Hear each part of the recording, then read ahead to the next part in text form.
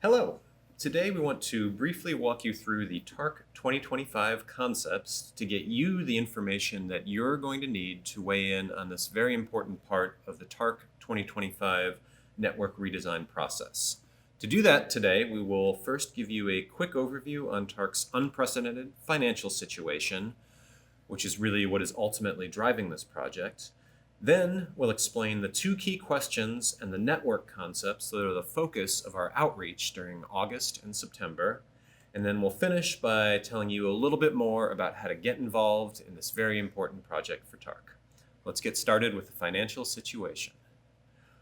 Why are we here? Well, in short, TARC's operating costs are rising faster than our operating funding sources are.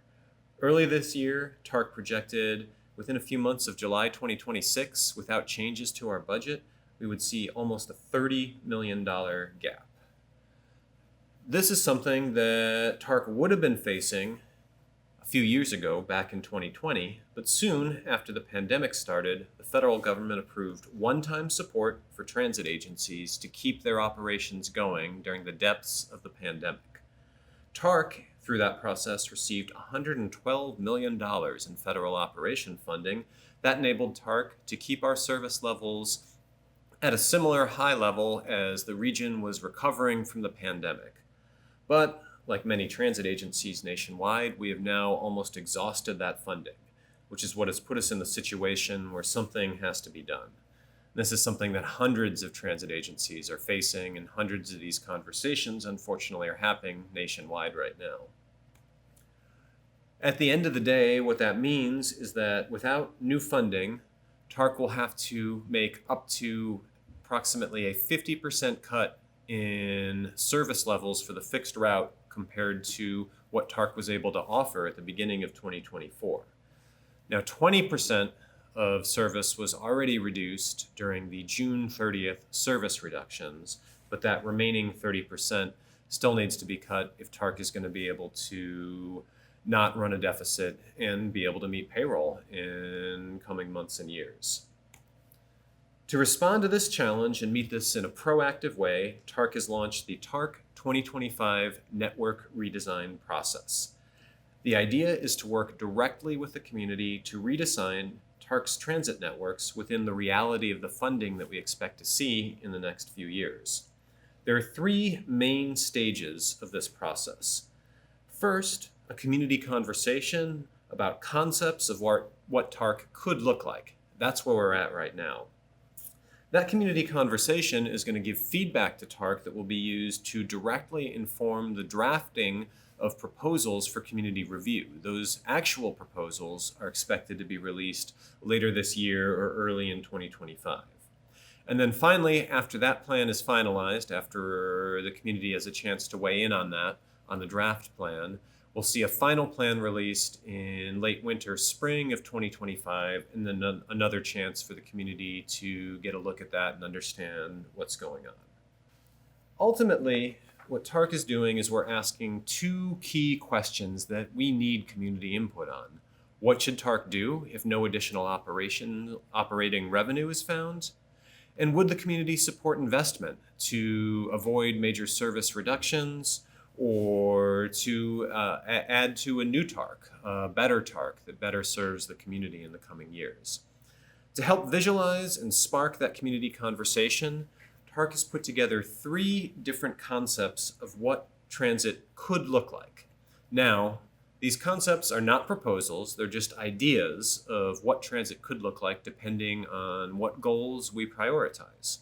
Two of the concepts focus on that first question. What should TARC do if no additional revenue is found? The third concept is more optimistic and assumes additional revenue and asks the community that second question: would they support investment for a better, more effective TARC, and what should be prioritized in that growth scenario? Again, feedback from both of these concepts from the community will inform the draft plan that's expected later this year. Now, let's take a look at the concepts themselves. To start out with, we will look at the constrained concepts. These are the two concepts that explore the question of what should TARC do if it must cut service back by up to 50%.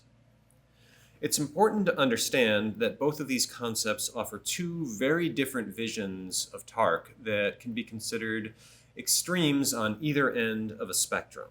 The coverage concept prioritizes maintaining existing coverage, where TARC goes now.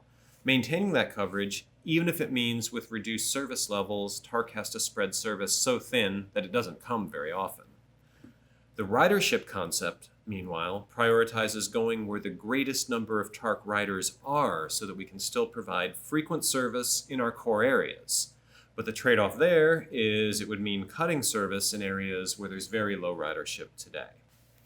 You can see on your screens now the existing network, or the network as it was in the spring of 2024.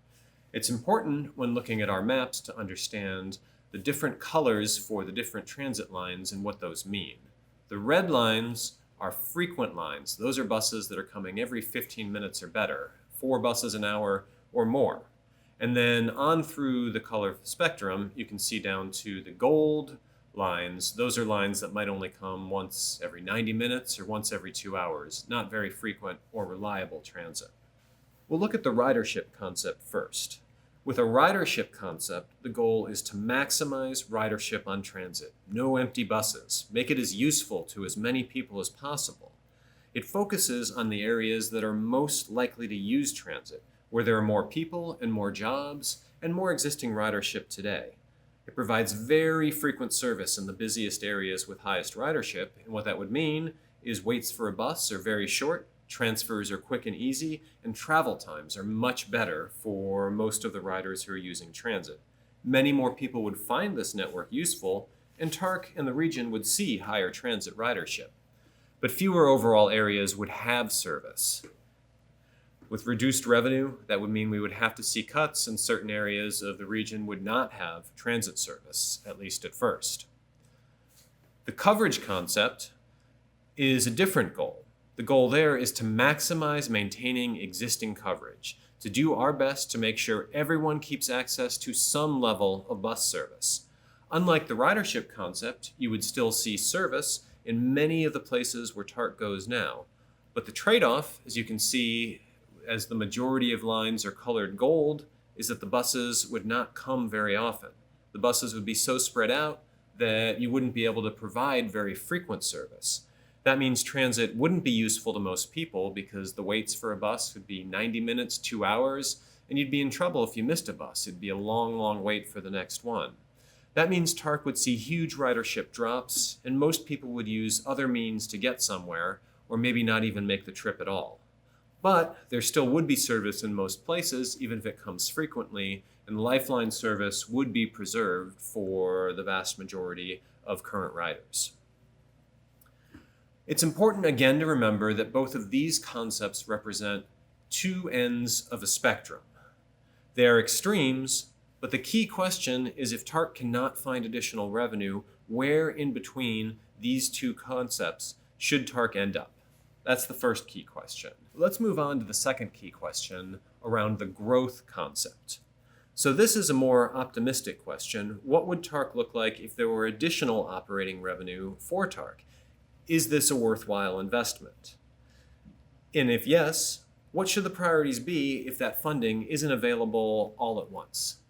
The growth concept basically combines the two ridership and coverage concepts. You have the benefit of a high frequency core where a majority of transit riders currently are and likely will continue to be, but no one would be cut off from service. You'd still see robust service in some of the more suburban areas of the Louisville metro region. You would also see new connections that would make transit much better and more useful for people. Today, most routes go through downtown or have very limited frequency for crosstown routes. In this scenario, though, that would be greatly improved. Crosstown routes would come very frequently, meaning transit riders would have greater freedom for where they could get to in a reasonable amount of time. This growth concept looks at the idea of a new crosstown connection connecting Park Duval to Bardstown Road via the U of L every 15 minutes, 6 days a week, up to 14 to 18 hours a day. We'd also see added new cross-county connectors outside of the Watterson, for instance, connecting the southwest region along the Dixie Corridor, with a new hub at Jefferson Mall, where riders would have the option to board a new Hurstbourne connection every 30 minutes, providing greatly improved connection to jobs in the East End and important destinations. The trade-off here, though, is that this would cost significantly more on an annual basis to provide. TARC's estimate is that this would be at least $50 million more annually in operating costs for TARC to operate. That's a significant investment, and one of the key questions here for the community is that something that is worth investing in the coming years to improve transit for the region? So we'll close here today with a quick review of next steps. So, as we've said before, community input will drive the draft plans, and we're asking two key questions. Number one, if TARC can't find additional revenue, how should TARC invest its limited resources? We provided two concepts, the coverage concept and the ridership concept, to offer two alternative views of what transit could look like, but the true answer will be somewhere in between, and feedback from the community will help TARC to make that decision. The other question is around the growth concept. Should we prioritize unmet transit needs of the community and invest to position the system for future growth? So, throughout August and September, TARC will be leading many community conversations on these concepts. You can go to our calendar page in the TARC 2025 website to see what upcoming meetings in your area might be. We also have weekly virtual sessions. We'll have several large open houses later in the process, but we're trying to get as much feedback as we can. Once the concepts phase closes, we'll take that feedback and use that to inform the drafting of an actual set of proposals for what TARC could look like. And again, these will be one proposal around what will TARC look like if we cannot find additional revenue, and one proposal that shows what TARC could look like if there were additional funding for transit available.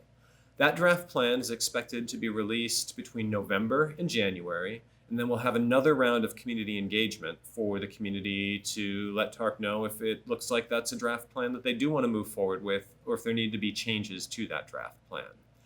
After receiving that feedback, we'll go back to an internal planning process and come out with a final proposal that the TARC board will vote on, and then we'll bring that back to the community in the spring of 2025 to let them know what that plan is going to look like. The earliest possible implementation date of any new transit network would be August of 2025, and somewhere between there and likely the spring of 2026 is when we would see an implementation. So there's a whole lot of information that you can review on the TARC 2025 section of our website. Please take a look at that. You can reach out to the TARC team at tarc2025@ridetarc.org. If you would like to propose a briefing for your community, we'd love to be there. Just let us know when and where, and we'll work everything we can to make that happen. Thank you for your time today, and we'll look forward to seeing you at one of our events.